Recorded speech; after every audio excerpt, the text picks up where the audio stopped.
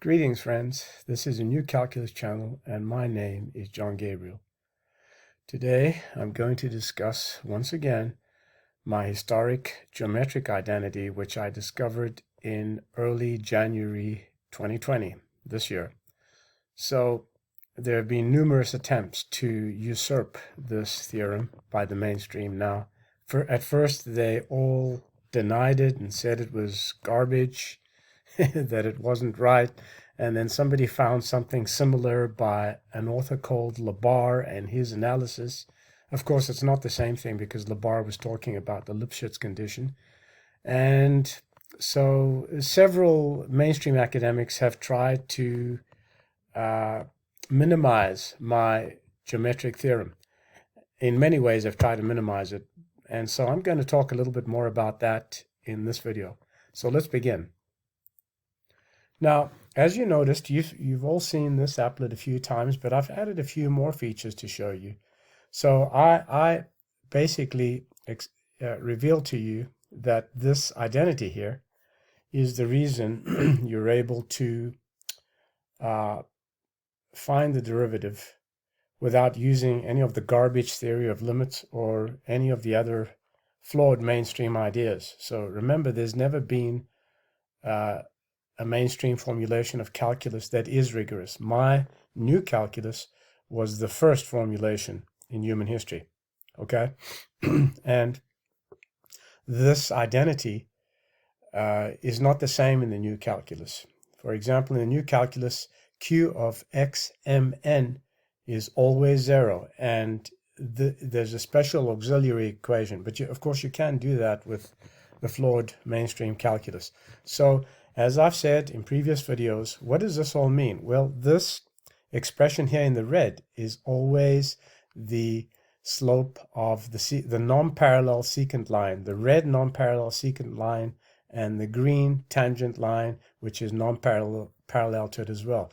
And so I told you that the slope of the secant line is a red finite difference, and the slope of the tangent line is the green finite difference. You know, this f prime shouldn't throw you off. We could have written slope of tangent there, and that would have been the same thing, okay? And of course, q of xh is the difference between these two slopes. Now, I'm going to put a link to the proof of this theorem, but if you play around with this applet, you'll see that it works for any function that is smooth.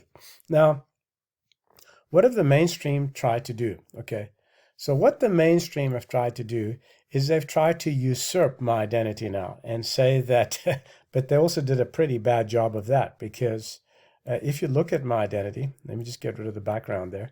This is, A is my identity, and what the baboons in the mainstream have tried to do is put a limit h equals to 0 in front of this expression. Now remember, as I've told you, q of xh is a constant finite difference for any of the given h's, okay? Now, none of these differences that you see here, for example, as I showed you previously, when I said this, or rather this, you'll see that this is the finite difference as I move h, okay? It doesn't change for any of the h's. It stays the same, okay? Now, of course, as that difference gets smaller and smaller, we don't have an expression for the secant line slope if they coincide. So not only was Newton's and Cauchy's calculus entirely bogus, because of course you need to know the limit in order to prove the epsilonics crappy definition, okay? You don't really need epsilon deltas or anything. And of course, none of that is needed in the derivative definition.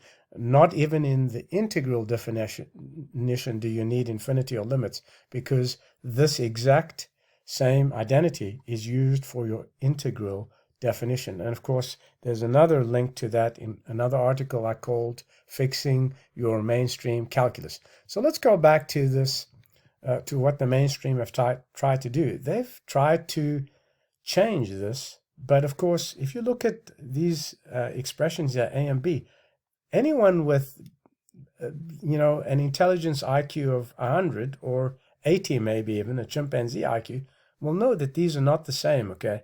So A is definitely not equal to B. And of course, you can't take the limit of this constant because any constant for H doesn't change, okay? So basically what I've always said is you can just toss this away because it's the difference. And that's what the theorem says. So suppose that the gradient of the secant line is 9 and the gradient of the tangent line is 6, then this difference here would be 3, right? So it would be 9 is equal to 6 plus 3. Somehow the morons in the mainstream imagine that 3 goes to 0. It doesn't go anywhere. It's a difference. It doesn't change, okay? If H is a certain value and we're taking the derivative at X, then this expression here does not change, okay? That's what the baboons in the mainstream, or the Church of Academia, or cult of the mainstream, want you to believe. Okay, so I'm going to put a link to this applet and, of course, to my free ebook, which I encourage you to download. Please spread this news. Click subscribe, click like on the video, and study my ebook and also the 2 free articles that I'll place in the link. So that's all I want to say for this video. I will chat to you again soon and hope that you all stay safe. My name is John Gabriel, and this is a new calculus channel. Till next time, goodbye.